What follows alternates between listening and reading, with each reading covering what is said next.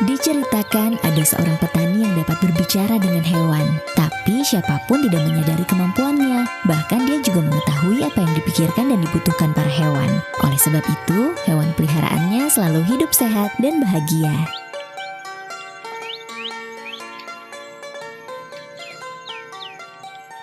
Kalian semua punya kandang yang nyaman, makanan yang cukup, dan juga air yang cukup. Jadi, kalian harus semangat dalam melakukan pekerjaan. Jangan malas ya. Di antara semua hewan, hanya keledailah yang malas. Karena dia tidak mempunyai banyak pekerjaan. Setiap hari yang dia lakukan hanya tidur di kandangnya. Biasanya, sang pemilik juga jarang mengendarainya untuk berpergian. Sebaliknya, sapi mengerjakan berbagai pekerjaan. Ia menarik bajak, memutar kincir angin, dan memutar batu asah hingga larut. Hal tersebut membuat sapi lelah sekaligus iri kepada keledai yang tiap hari tidak bekerja.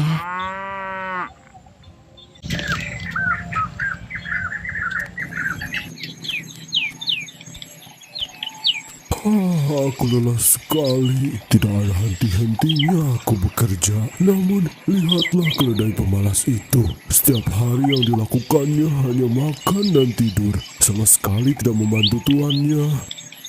Suatu hari, sapi pergi untuk berbicara dengan keledai. Kau beruntung sekali ya. Sepanjang hari kau hanya tidur dan tidak melakukan apapun. Kau juga punya makanan dan minuman yang cukup. Dan yang terpenting, Tuhan hanya sekali mengendaraimu. Kau juga selalu bertemu banyak orang yang membuatmu tidak jenuh. Sedangkan aku bekerja tanpa lelah hingga larut. Bahkan aku tak punya waktu untuk beristirahat. Jika saja aku diberikan hidup sepertimu, meski hanya sehari pun, aku akan sangat bersyukur. Lalu keledai menjawab, Saudaraku sapi, pantas saja mereka memanggilmu bodoh layaknya sapi. Ternyata itu memang cocok denganmu. Saudaraku, kau terlalu sederhana memikirkan hal itu. Kau membiarkan mereka memanfaatkanmu sesuka hati mereka. Tetapi apakah kau tidak punya solusi sama sekali untuk lepas dari itu? Solusi apa? Apa maksudmu? Coba jelaskan. Sederhana saja. Dengar baik-baik saudaraku. Besok Nyonya akan mempekerjakanku. Jadi sebaiknya kau berpura-pura sakit saja dan jangan makan apapun. Seberapa keras mereka mengangkat dan mendorongmu, kau jangan bangun. Setelah itu, mereka pasti akan meninggalkanmu dan membiarkanmu tenang di hari itu. Sudah, ikuti saja rencanaku. Aku rasa itu takkan berhasil. Kalau aku melakukan itu, Tuhan pasti marah padaku. Dasar sapi bodoh. Oke, baik. Inti pertanyaannya adalah, sekarang kau menitikkan air mata dan menderita agar orang lain senang. Mereka mengikatmu, mereka mencambukmu, mereka memanfaatkanmu untuk mengerjakan pekerjaan yang berat. Bahkan mereka mencemoohmu. Tetapi begini, jika kau ingin terus seperti ini, kau tidak perlu repot untuk melakukan apa yang aku sarankan. Itu cukup masuk akal. Baiklah, aku akan menuruti semua perkataanmu. saat mereka berbicara, majikannya sedang duduk di dekat mereka, dan dia mendengar semua percakapan antara mereka berdua. Keledai dan sapi ini cukup malas juga ya. Dan sekarang mereka ingin mempermainkanku.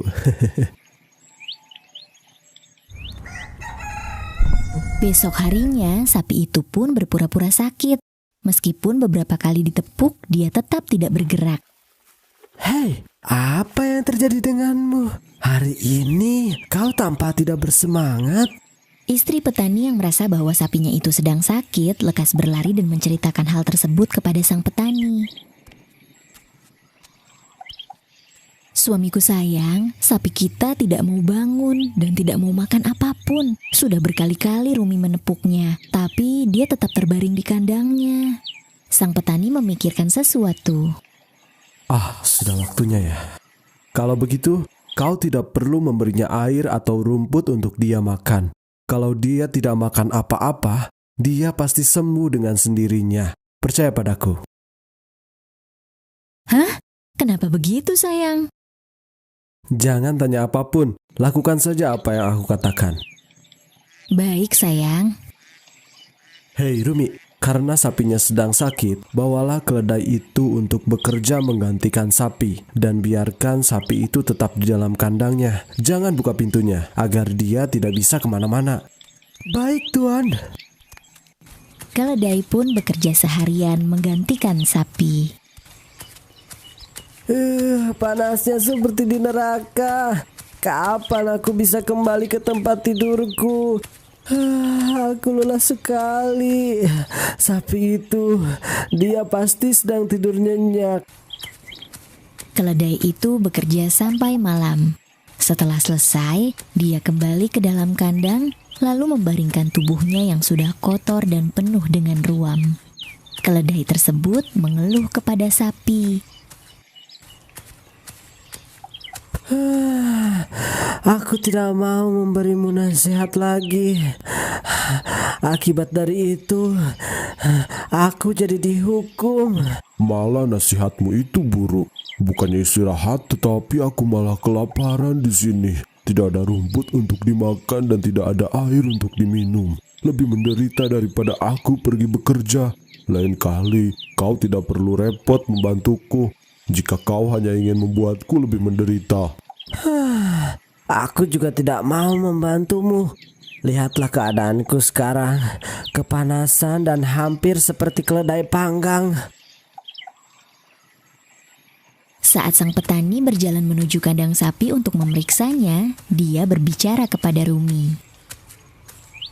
Jika besok sapinya masih sakit, sembelih lalu jual saja. Jangan biarkan dia sakit terlalu lama, agar bobotnya tidak turun dan terpaksa harus dijual dengan harga murah.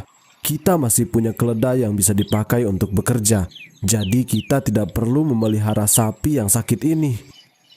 Baik, Tuan. Setelah selesai berbicara, mereka berdua pun pergi. Keledai dan sapi langsung ketakutan. Oh tidak. Habislah riwayatku. Keesokan harinya, sapi itu melompat-lompat di depan kandangnya agar pemiliknya tahu bahwa dia sudah sehat. Padahal kemarin masih berbaring seperti batu, tapi hari ini malah bersemangat sekali. Aneh. Baiklah, karena kau sudah sembuh, ayo ikut bekerja denganku. Sapi itu kemudian pergi ke ladang untuk bekerja seperti biasa. Melihat hal ini, petani lekas memberinya rumput segar untuk dimakan. Bagus, ini nih, makanlah. Lain kali, jangan berpura-pura sakit supaya kau tidak bekerja. Jika nanti aku melihatmu begitu lagi, hukumannya akan lebih berat. Mo. Sejak saat itu, sapi merasa bahagia. Dia selalu mengerjakan tugas-tugasnya tanpa ada pikiran untuk bermalas-malasan. Sekarang giliranmu keledai pemalas. Ayo cepat jalan. Hus. Selanjutnya, giliran keledai yang menggantikan sapi. Panas sekali. Aduh, aku sangat lelah. Seharusnya tidak begini jadinya. Keledai itu terus bekerja di bawah terik hingga kulitnya hampir terbakar. Sedangkan sapi beristirahat di bawah naungan pohon yang rindang sambil melihat keledai yang sedang bekerja dan berkeringat menarik bajak. Pesan moral dari cerita ini adalah janganlah kita merasa tahu segala hal.